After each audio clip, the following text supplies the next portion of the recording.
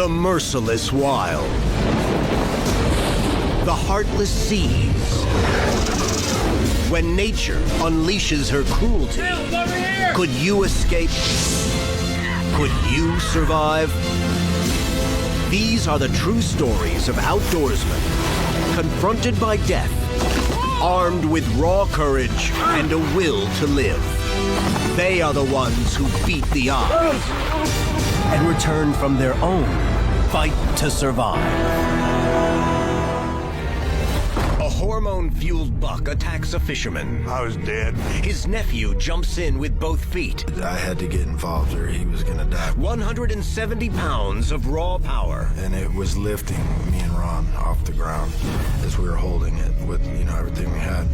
Armed with only their wits. You gotta use your fear to your advantage. And a fish fillet knife. Ron's face was right there. This was no Bambi. I had so much adrenaline. The deer did, Ron did. It was, it was all crazy.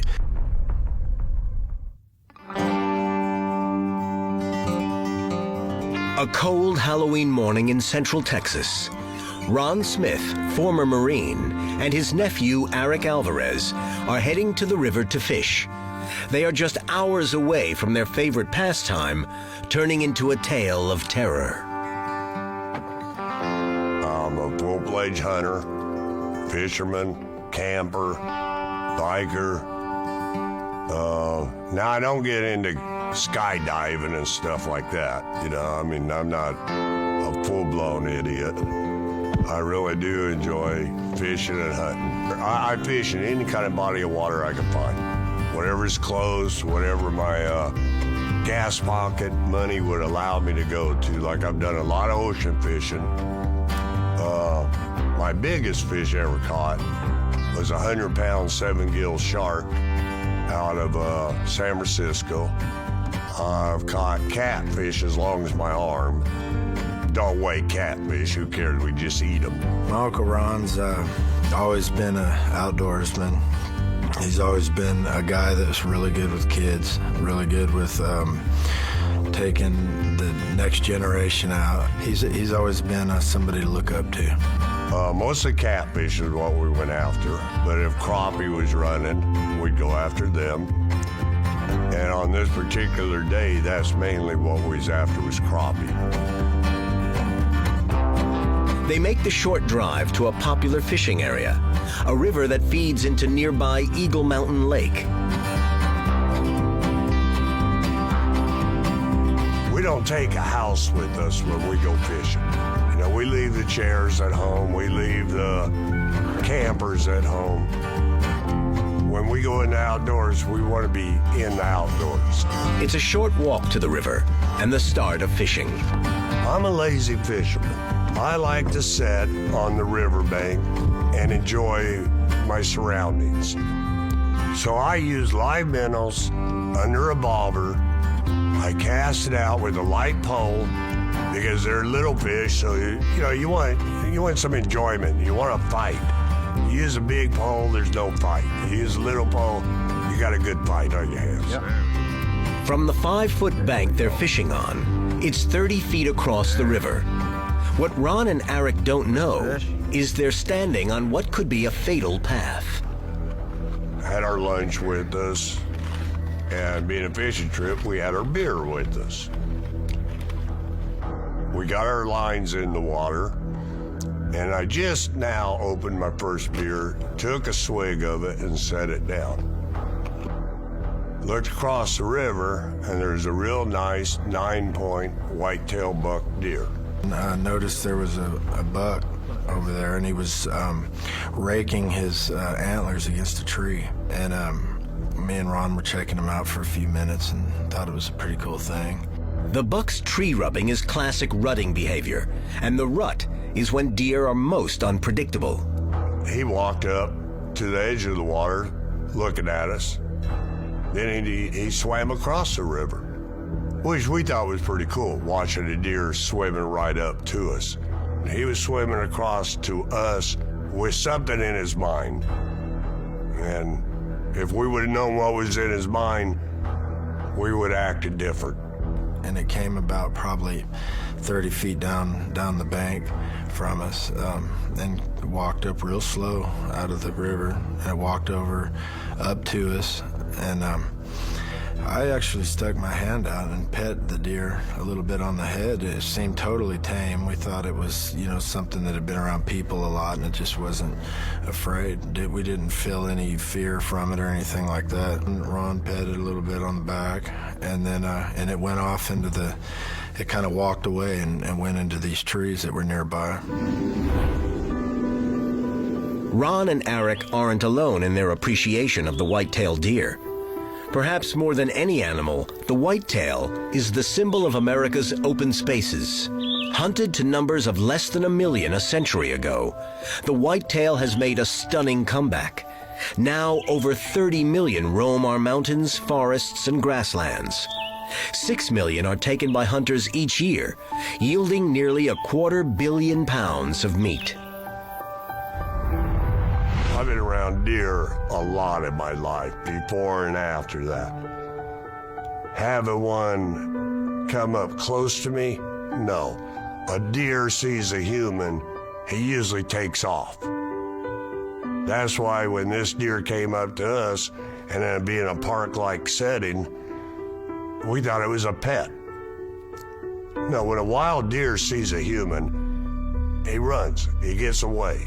But this is mating season, and the seemingly docile buck is in fact a 170-pound, hormone-crazed 9-pointer in rut, capable of 35-mile-per-hour bursts of speed and 8-foot vertical leaps. The buck was in rut, and I think he was coming over to assert his dominance.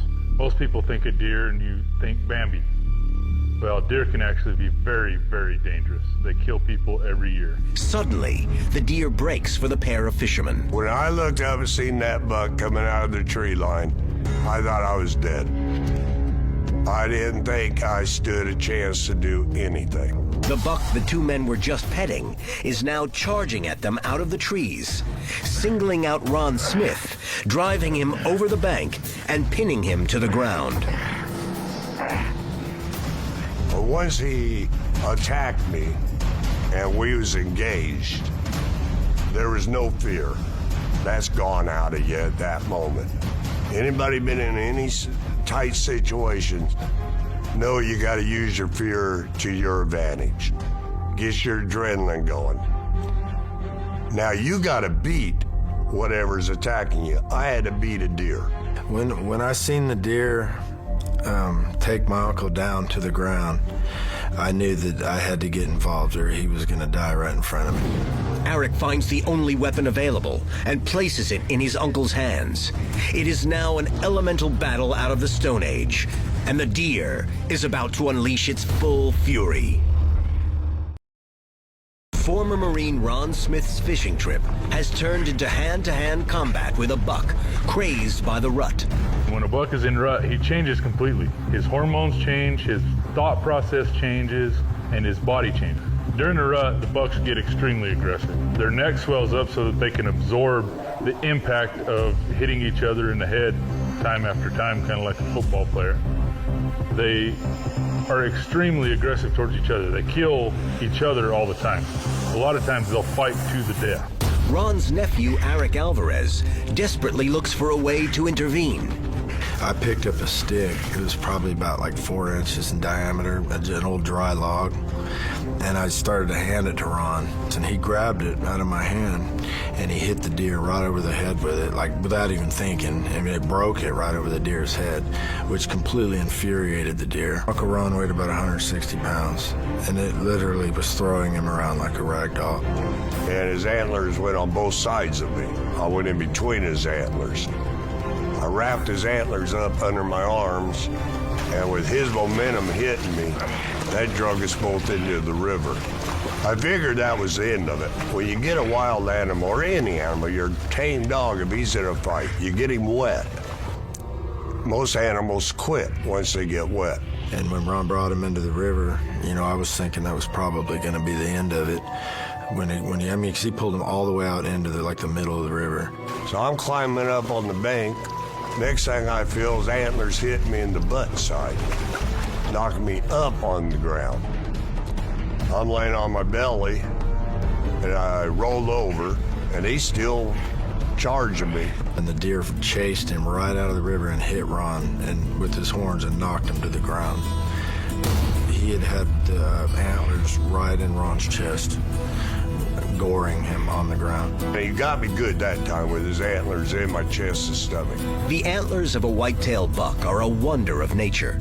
They emerge as living tissue in early spring and grow up to half an inch a day. By autumn, they are fully formed and become dead bone and lethal fighting weapons. White-tail bucks use their antlers to duel during the rutting or mating season. To the victors belong the does. Whitetails shed their antlers completely in winter. The size of the beams and the number of points are a function of nutrition as well as age and genetics. I was like, I got to get in there, and I jumped all the way down with both feet with, everything I had, and I hit the deer right in its back, along its back, and I knocked the deer off at Ron. I didn't think about what was going to happen to me, but I knew before I did it that it was going to be basically like kill or be killed. It didn't stop the deer. It gave Ron a little bit of time to get up, and I grabbed one side of the antlers, and then Ron got up and grabbed the other side. How strong he was? One man, I don't care who you are, how big you are, cannot beat a deer hand to hand. The deer will win every time. If I didn't have Eric there to back me, to cover my backside, I wouldn't be here telling you this story. We held on tight and pulled its head to the ground, but its knees, front legs would not buckle. It stood on all fours, but only its head, and it was that strong. And it was lifting me and Ron off the ground as we were holding it with, everything we had. During the rut, a white-tailed buck's neck will double or even triple in size, with muscles fed by rushes of natural steroids, testosterone, melatonin, and other biochemicals. The hormonal soup is triggered by changing daylight in autumn. I realized at that point that we didn't have nowhere to go, and we were stuck. And Ron was totally wore out already, and I couldn't believe Ron had that much in him, because I hadn't fought the deer but half as long, and I was totally tired. For men and deer, it's now a fight to the death. Texas anglers Ron Smith and nephew Eric Alvarez have had their morning's fishing trip turned into a primeval struggle between men and beast. It's very rare for deer to attack people, but during the rut, it happens every year. You hear of somebody getting attacked, people getting hurt, killed, severely injured, cars having the windows broken out of them. You hear horror stories all the time. And I told Larry, I said, now watch out for his feet. So Eric maneuvered around to get out of the way of his feet, because I don't know if people know it or not, but a deer's hoof is more dangerous than their antler. They're sharper and they're stronger. Eric and I couldn't really figure out what to do with this deer. I couldn't let go. If I let go, he would just keep attacking us. I dreaded having to do anything to the deer. Right as I was thinking that, Ron said, Eric, get the fillet knife off my hip and cut his throat. I told Eric finally, I said, it's time to kill this deer. We ain't got a choice. And I had a fish and fillet knife on my side. But a fish and fillet knife is real thin, real sharp, but it's little. It's only like 8 or 10 inches long.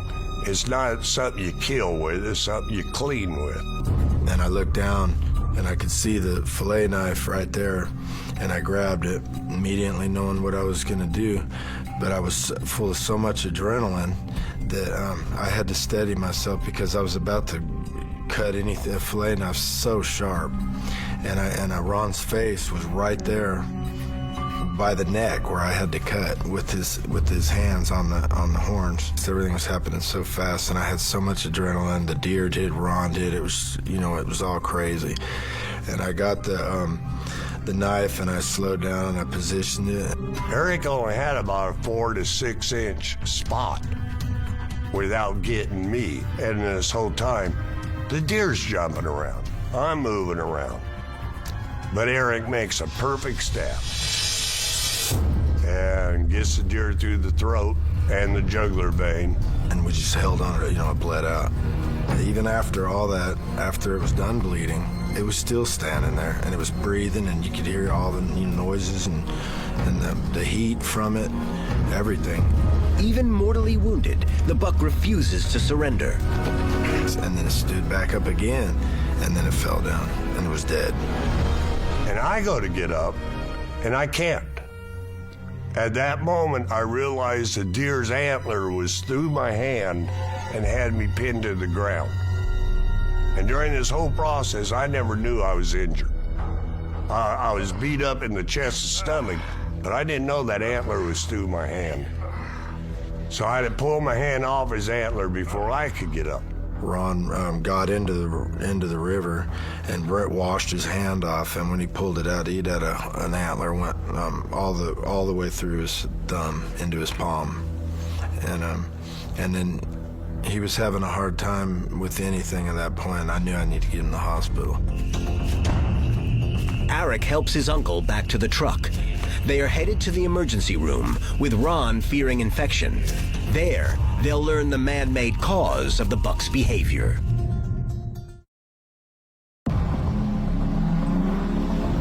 Having lived through violent combat with a rut-crazed 9-point buck, Eric Alvarez rushes his wounded and exhausted uncle, Ron Smith, to the nearest hospital. Really, I was thinking the deer was rabid. That was my first thought. And they were having him wait in line, and we said, look, he's just been attacked by a deer. Ron needs to get to, in the emergency room. Okay. Sir, why don't you come with me? We'll take you right away. You can wait here. We'll be out and get you in a minute. Let you know how he's doing.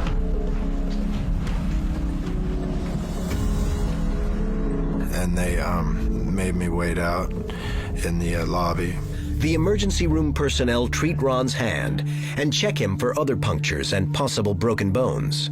That looks pretty nasty. How'd you do that? I got tangled up with a deer, and the antler went right through my hand. In the lobby, Eric has a visitor, someone he expected, the game warden. And I thought, well, I guess I'm going to jail, for poaching a deer, because I knew that it wasn't deer season, and he sat down and he said, tell me what happened.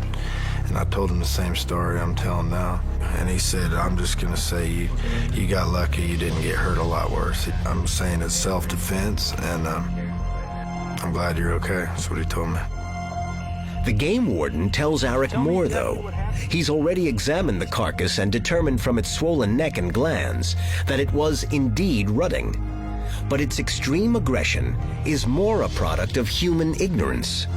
We had a report of a man in the area. He was feeding a deer, and by all descriptions, this is the exact same deer. The game warden told me that there was a man that had been feeding that deer corn, so the deer had actually gotten used to him and started to lose its fear of people, and that's exactly why that happened, I think.